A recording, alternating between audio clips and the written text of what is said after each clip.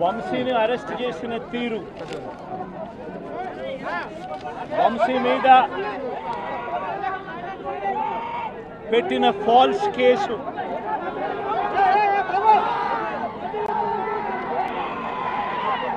నిజంగా రాష్ట్రంలో దిగజారిపోయిన law and ఆర్డర్ను వంశీ అరెస్టు అద్దం పడుతుంది. ఎందుకనంటే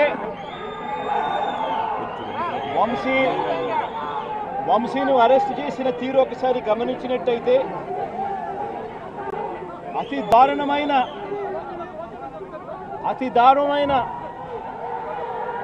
law and order break down కనిపిస్తుంది.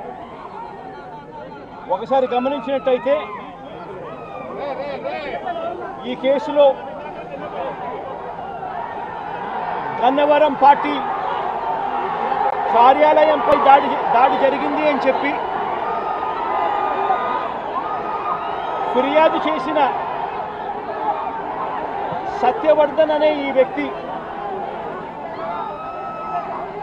గన్నవరం తెలుగుదేశం పార్టీ ఆఫీసులో కంప్యూటర్ ఆపరేటర్గా పనిచేస్తూ ఉన్న సత్యవర్ధన్ అనే ఈ వ్యక్తి,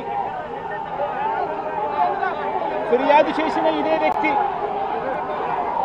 సాక్షాత్తు తానే జడ్జి గారి సమక్షంలో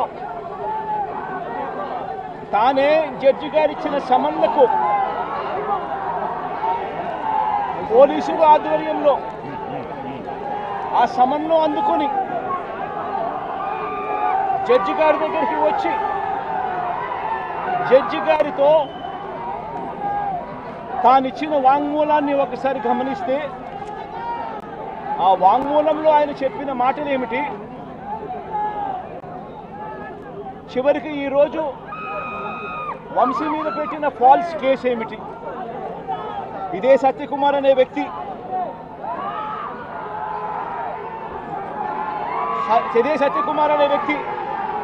జడ్జి గారు జడ్జి గారి సమక్షంలో సత్యవర్ధన్ అనే వ్యక్తి వంశీ ఎలాంటి తప్పు చేయలేదు అని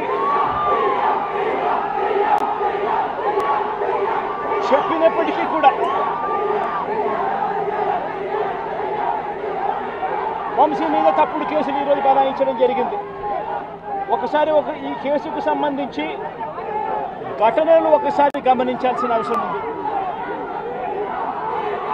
ఫిబ్రవరి 19వ తారీఖున 2023 మంగళగిరిలో టీడీపీ హెడ్ ఆఫీసులో పట్టాభి అనే వ్యక్తి చేత వంశీ మీద భరించలేని విధంగా బూతులు తిట్టించారు చంద్రబాబు నాయుడు గారు. మంగళగిరి తెలుగుదేశం పార్టీ హెడ్ ఆఫీసులో ఫిబ్రవరి 19, 2023 పట్టాభి అనే వ్యక్తి రెచ్చగొడుతూ వంశీని తిడుతూ ఫిబ్రవరి 19వ తారీఖున తాను మాట్లాడిన మాటలు, ఫిబ్రవరి 19, 23 వాడో పిల్ల సైకో, నేనే గన్నవరం వెళ్తా,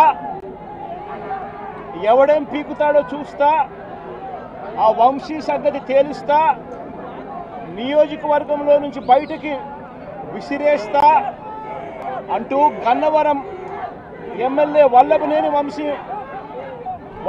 వంశీని రెచ్చగొట్టింది సాక్షాత్తు ఫిబ్రవరి 19వ తారీఖున ఇదే పట్టాభి అనే వ్యక్తి.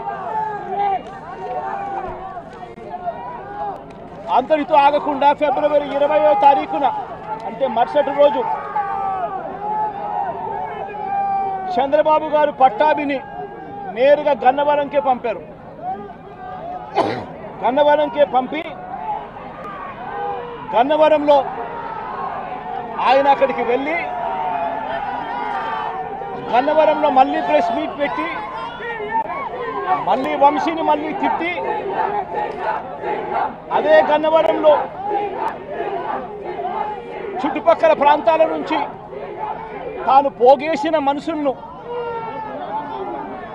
తాను వెంట పెట్టుకుని ప్రెస్ మీట్లో మరొకసారి వంశీని తిట్టి ఒక ప్రొసెషన్గా వైఎస్ఆర్సీపీ ఆఫీసును అటాక్ చేయడం కోసం ఫిబ్రవరి 20వ తారీఖున ఇదే పట్టాభి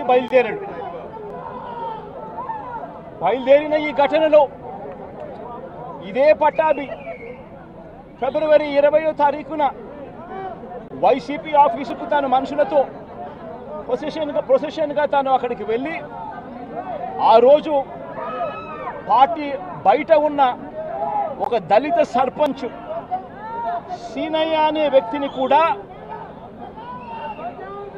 పట్టాభి వాళ్ళ మనుషులు దాడి కూడా చేయడం జరిగింది. ఈ దాడి జరుగుతా ఉన్న నేపథ్యంలో ఉద్రిక్తతల మధ్య పోలీసులు కూడా నిర్వహించేదానికి విశ్వ ప్రయత్నం కూడా చేశారు. ఆ విశ్వ ప్రయత్నంలో సిఐ కనకారావు, ఈయన కూడా దళితుడే, సిఐ కనకారావు తల పగలగొట్టి నిరోధించే కార్యక్రమంలో సిఐ కనకారావు తల కూడా ఇదే అల్లరి మూకలు పట్టాభి నేతృత్వంలో ఇదే అల్లరి మూకలు తల కూడా పగలగొట్టారు. ఇలాంటి ఉద్రిక్తతల మధ్య ప్రతిచర్యగా తెలుగుదేశం పార్టీ వాళ్ళు ఇటువైపున రావడం, ప్రతిచర్యగా వైసీపీ వాళ్ళు కూడా అటువైపున వెళ్లే కార్యక్రమం జరగడం, ఈ ఘటన జరిగింది. రెండు వైపులా ఆ రోజు పోలీసులు కేసు పెట్టారు. వైసీపీ ప్రభుత్వం అధికారంలో ఉంది, అయినా కూడా వన్-సైడెడ్గా కేసులు వాళ్ళ మీద పెట్టలేదు. రెండు వైపులా కేసులు పెట్టారు, రెండు వైపులా ఉన్న వాళ్ళ మీద కేసులు పెట్టారు.